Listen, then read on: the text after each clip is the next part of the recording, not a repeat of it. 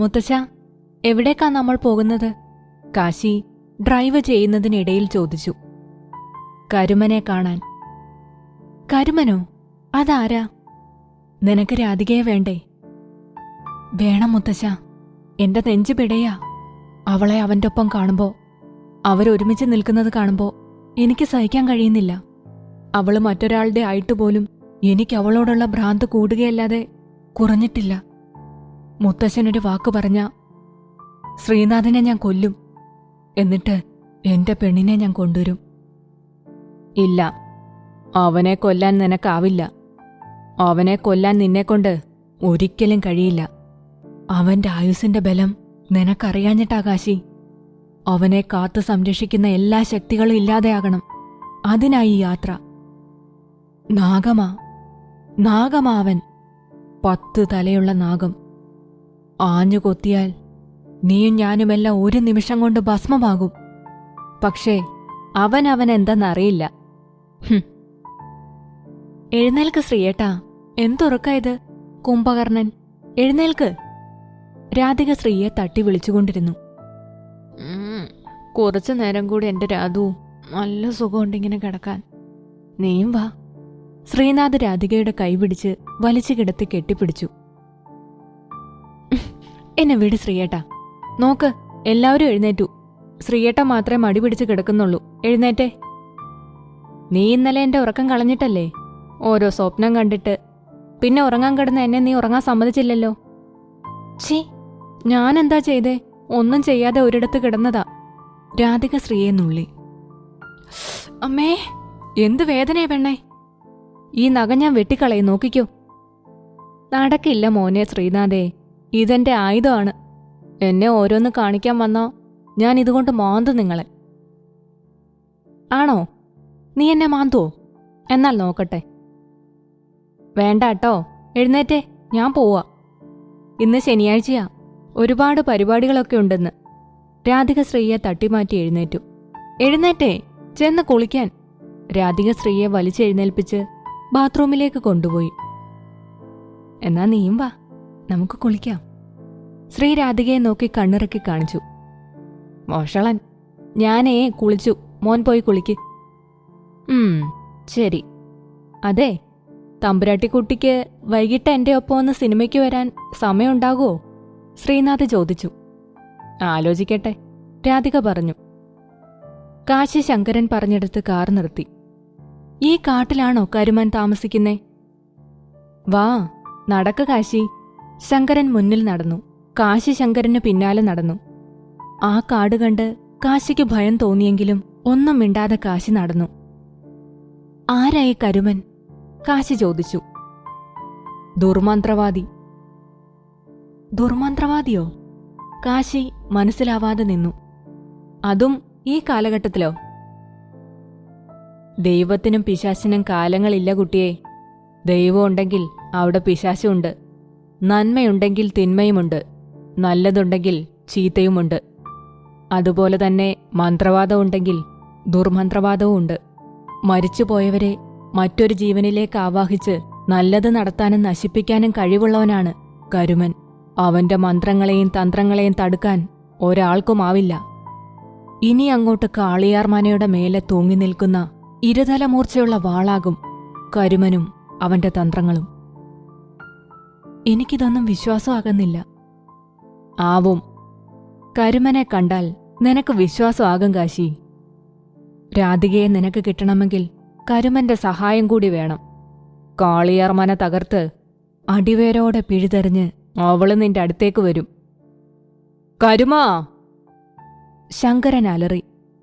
കാശി ചുറ്റും നോക്കിയപ്പോഴാണ് അവിടെവിടെയായി കിടക്കുന്ന തലയോട്ടികളും എല്ലുകളും കണ്ടത്. കാശിക്ക് ഛർദിക്കാൻ വന്നു. കരുമാ! ശങ്കരൻ ഒന്നുകൂടി അലറി. പെട്ടെന്ന് മരങ്ങളിൽ നിന്ന് പടർപ്പുകൾ സർപ്പങ്ങളെപ്പോലെ എഴിഞ്ഞുവന്ന് കാശിയുടെ കാലിൽ പിടുത്തമിട്ടു.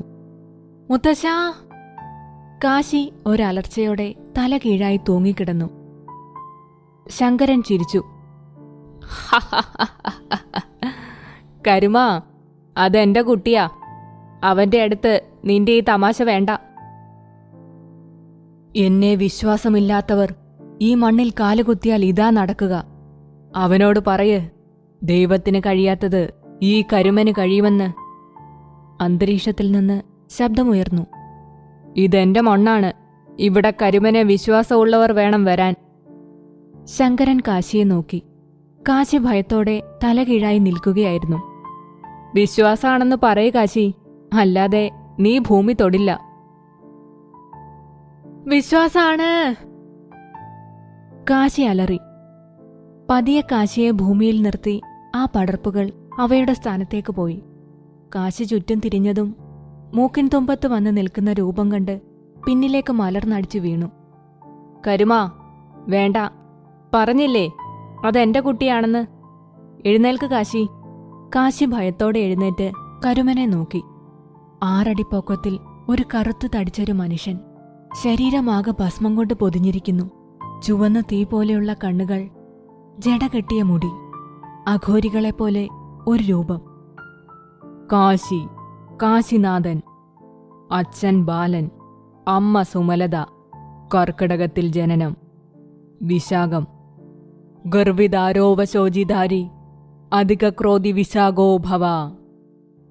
ഇന്ദ്രാഗ്നിയാണ് ദേവത. സൃഷ്ടി നക്ഷത്രം. വസിഷ്ഠ നക്ഷത്രം. അന്താക്ഷം. ബൃഹദ നക്ഷത്രം. ഏകപാദ നക്ഷത്രം. മൃഗം സിംഹം. വൃക്ഷം വയ്യങ്കത. ഗണമസുരം. യോനിപുരുഷം. പക്ഷി കാക്ക. ഭൂതമഗ്നി. ഗണമസുരം. ഭൂതമഗ്നി. കാര്യമില്ല, എടുത്തുചാട്ടക്കാരൻ. എന്നിട്ട് എന്തെങ്കിലും നേടിയോ? കരുമൻ കാശിയെ നോക്കി. കാശി അത്ഭുതത്തോടെ നോക്കി നിന്നു. നേടിയില്ല എന്നു മാത്രമല്ല, വിട്ടുകൊടുത്തു അല്ലേ? കൊടുക്കേണ്ടി വരും. കാരണം നിനക്കെതിരെ നിൽക്കുന്നവൻ ചില്ലറക്കാരനല്ല. അവളെ തൊട്ടപ്പോഴെല്ലാം നിനക്ക് മരണവേദന അനുഭവിക്കേണ്ടി വന്നില്ലേ? ഇല്ലേ? ആ, കാശി പറഞ്ഞു. കരുമൻ ചിരിച്ചു.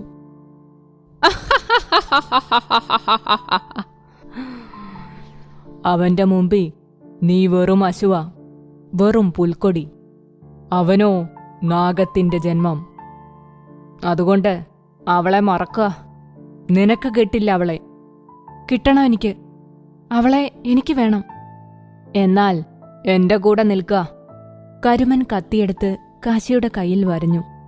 കാശി വേദന അടക്കിപ്പിടിച്ചു. പാടില്ല, സഹനം പാടില്ല. അത് നിനക്ക് നല്ലതല്ല. നിന്റെ ചോര കണ്ടില്ലേ? അതിന്റെ ചൂടെനിക്കറിയാം. അവളെ നിനക്ക് കിട്ടണമെങ്കിൽ അവനില്ലാതെ ആവണം. എളുപ്പമല്ലത്. പറഞ്ഞില്ലേ ഞാൻ? നാഗമാ അവൻ. അവനെ കൊത്തിപ്പറിക്കുന്ന ഗരുഡനാകണം നീ. അതിനെന്താ ചെയ്യേണ്ടത് കരുമാ? ശങ്കരൻ ചോദിച്ചു. അവന്റെ കണ്ണു മൂടിക്കെട്ടണം. അവന്റെ ചിന്തകളെ തകർക്കണം. കരുമൻ അലറി. രാധിക കണ്ണാടിയിൽ നോക്കി ഒരുങ്ങുകയായിരുന്നു. പെട്ടെന്നാണ് രാധികയുടെ മുഖം മാറിയത്. നീ റെഡിയായോ? ശ്രീനാഥ് രാധികയുടെ പിന്നിൽ വന്നു നിന്നു. വാവ്, സ്റ്റണ്ണിങ്. ശ്രീനാഥിന്റെ കണ്ണുകൾ വിടർന്നു. രാധിക കണ്ണാടിയിലേക്ക് നോക്കി വശ്യമായി ചിരിച്ചു. ശ്രീനാഥ് കണ്ണുകൾ അടച്ചു. എന്റെ രാധു, നീ ഇങ്ങനെ ചിരിക്കല്ലേ. രാധികയുടെ ചുണ്ടിന്റെ കോണിൽ ഒരു പരിഹാസം നിറഞ്ഞു നിന്നു. You look gorgeous Radhu. Sreenath രാധികയെ കെട്ടിപ്പിടിച്ചു. ഇങ്ങനെ നിന്നാൽ സിനിമ കാണൽ നടക്കില്ല, രാധിക പറഞ്ഞു. ശ്രീനാഥ് ചിരിച്ചു. പോകാം. വേഗം പോയി വരണേ മക്കളെ, നല്ല മഴക്കാറുണ്ട്, സഹദേവൻ പറഞ്ഞു. ആ അച്ഛാ. ശ്രീനാഥും രാധികയും കാറിൽ കയറി. എന്താ കരുമ, എന്തു ചെയ്യാനാ നിന്റെ ഉദ്ദേശം? ശ്രീനാഥിന്റെ മരണം. മരിക്കണം അവൻ. പക്ഷേ എന്റെ ലക്ഷ്യം പൂർത്തിയായിട്ട് മാത്രം. അവനു മാത്രമേ എന്റെ ലക്ഷ്യത്തിലേക്ക് എന്നെ എത്തിക്കാനാകൂ. വൈശാഖനെ കൊണ്ട് കഴിയാത്തത് അവനെ കൊണ്ട് നടത്തണം. എന്ത്? കാശി കരുമനെ നോക്കി. സർപ്പവൈഡൂര്യം, കരുമൻ പറഞ്ഞു. സർപ്പവൈഡൂര്യമോ? കാശി കരുമനെ നോക്കി. അതെ, കാളിയാർ മനയിലെ ആയില്യനാൾക്കാരൻ മാത്രം കടക്കാൻ കഴിയുന്ന നാഗരാജാവിനെ കുടിയിരുത്തിയിരിക്കുന്ന അറയിലെ സർപ്പവൈഡൂര്യം. അതെനിക്ക് വേണം. അതിന് അവനെ എനിക്ക് വേണം ഇവിടെ. അവനിവിടെ എത്തും. അത് കയ്യിൽ കിട്ടിയാൽ കാളിയാർ മനയിലെ നാഗചൈതന്യം നശിക്കും. മരണം, എല്ലാവരുടെയും മരണം.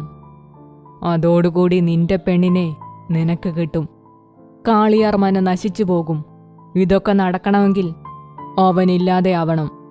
അതിന് അവന്റെ ഭാര്യ തന്നെ വഴിയുണ്ടാക്കും. അവളെക്കൊണ്ട് ഞാനത് ചെയ്യിപ്പിക്കും. അവനെ ചതിയിൽപ്പെടുത്താൻ 4 വഴിയിൽ നിന്ന് ഞാൻ തന്ത്രങ്ങൾ മെനയും. എന്തു നടന്നാലും എനിക്കെന്റെ രാധികയെ മതി. കന്യകയല്ലാത്ത പെണ്ണ്, നീചസ്ഥിതിയിൽ ഗണങ്ങൾ, ശരീരത്തിൽ ആത്മാക്കളുടെ പോക്കുവരവ്, സ്ഥായിയല്ലാത്ത ഭാവം, എല്ലാം കൊണ്ടും നമുക്കവൾ അനുകൂലമാണ്. കരുമൻ ചിരിച്ചു. പക്ഷേ എങ്ങനെ? ശങ്കരൻ ചോദിച്ചു. കാത്തിരിക്ക് ശങ്കരാ, എല്ലാം നടക്കും.